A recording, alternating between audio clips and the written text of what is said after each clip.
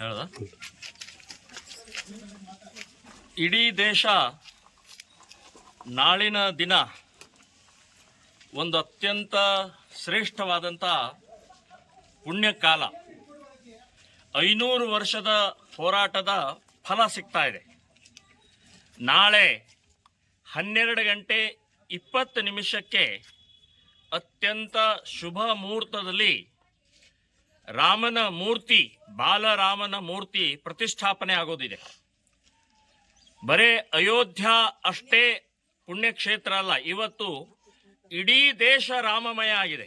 ಇಡೀ ದೇಶದಲ್ಲಿ ರಾಮ ಭಜನೆ, ರಾಮ ಜಪ, ರಾಮನ ಧ್ಯಾನ, ರಾಮನ ಪೂಜೆ ಹೀಗೆ ನಿರಂತರವಾಗಿ ಇಡೀ ದೇಶದಲ್ಲಿ ನಡೀತಾ ಇದೆ. ಹಳ್ಳಿ ಹಳ್ಳಿಗಳಲ್ಲಿ, ಓಣಿಗಳಲ್ಲಿ, ಮನೆಗಳಲ್ಲಿ ನಡೀತಾ ಇದೆ.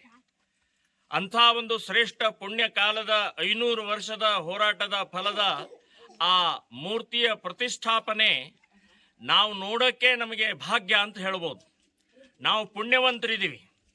ಸೊ ಅಂಥ ಒಂದು ಶ್ರೇಷ್ಠ ಕಾರ್ಯದಲ್ಲಿ ನಾವು ಕೂಡ ಭಾಗಿಯಾಗಿದ್ದೀವಿ ಅಂತನ್ನುವಂಥದ್ದು ಪ್ರಭು ಶ್ರೀ ರಾಮಚಂದ್ರನ ಜನ್ಮಸ್ಥಾನದಲ್ಲಿ ದೇವಸ್ಥಾನ ನಿರ್ಮಾಣ ಆಗ್ತಾ ಇರುವಂಥದ್ದು ನಮ್ಮ ಭಾಗ್ಯ ಇದು. ಇನ್ನು ನಾವು ಇವತ್ತು ಹುಕ್ಕೇರಿಯ ಜಾಬಾಪುರ್ನ ಇಲ್ಲಿ ವಾಲ್ಮೀಕಿಯ ವಂಶಜರಿದ್ದಾರೆ. ಸೊ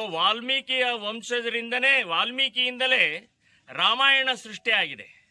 ಸೊ ಅಂಥ ವಾಲ್ಮೀಕಿಯ ಜನಾಂಗದ ವಂಶಜರ ಮನೆಗಳಿಗೆ ಅಕ್ಷತೆ ಮತ್ತು ಪ್ರಸಾದ ತಲುಪುವಂಥ ಭಾಗ್ಯ ನಮ್ದಾಗಿತ್ತು.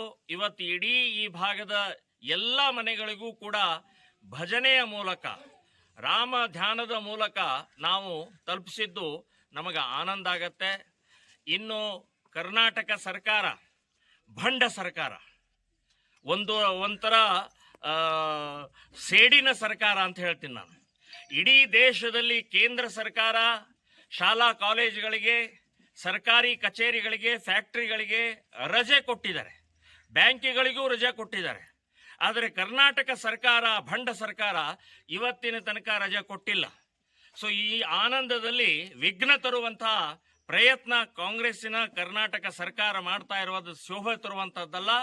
ಇವತ್ತು ಕಾಲಾವಕಾಶ ಇದೆ.